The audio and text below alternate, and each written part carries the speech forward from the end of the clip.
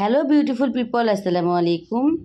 আমার ভিডিওটি কে কোথা থেকে দেখছেন অবশ্যই কমেন্টে জানাবেন। আর আজকে আমি তৈরি করে দেখাচ্ছি চাপটি পিঠা এবং 2 ধরনের ভর্তা, যেটা শীতকালীন খুব মজার একটা খাবার, যেটা শীতকালীন সময় বেশি খাওয়া হয়। তো এর জন্য আমি এটাকে চাল ডালটাকে সুন্দর করে ভিজিয়ে রেখে দেবো এক সাইডে প্রায় 1 থেকে 1.5 ঘন্টার জন্য, যাতে চাল ডাল একদম ফুলে উঠে একদম সফট হয়ে যায়, যাতে আমার ব্লেন্ডার করতে সুবিধা হয়।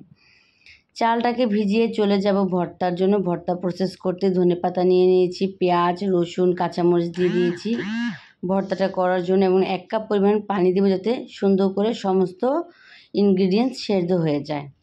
এবং পরবর্তীতে আমি একটু তেল দিয়ে ভাজা ভাজা করে নেব। এখন চলে আসছি মলা মাছের শুটকি ভর্তা করবো, এর জন্য গরম পানি দিয়ে ভিজিয়ে রাখলাম।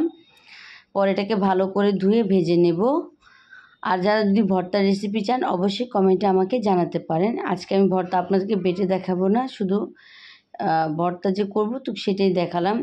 চালটাকে ভালো করে ধুয়ে পরিষ্কার করে এখন এটাকে আমি ভর্তা ব্লেন্ডার করে নিব। আর আমার ভর্তার ধনেপাতা একদম শুকিয়ে গেছে, তেল দিয়ে ভাজা ভাজা করছি। আর দেখুন ব্যাটারটা একদম রেডি হয়ে গেছে। এখন আমি মশলাগুলো অ্যাড করে দেবো। পেঁয়াজ কুচি, শুকনো মরিচ সুন্দর করে লাল লাল করে ভেজে একটু হাত দিয়ে গুঁড়া গুঁড়া করে নিয়েছি, এবং দিয়ে দেবো ধনেপাতা।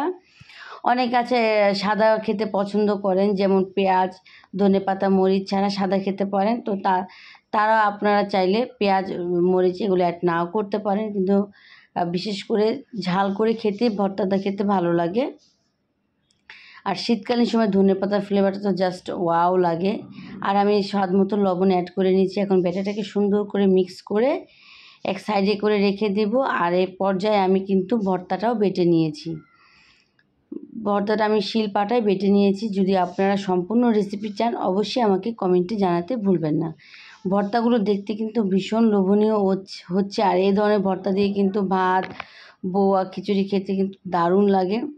তো এখন আমি চলে যাব হচ্ছে গিয়ে চাপটি ভাজার জন্য। এখন আমি প্যান বসিয়ে দিয়েছি, আর আমি একটু তেল ব্রাশ করে নিচ্ছি।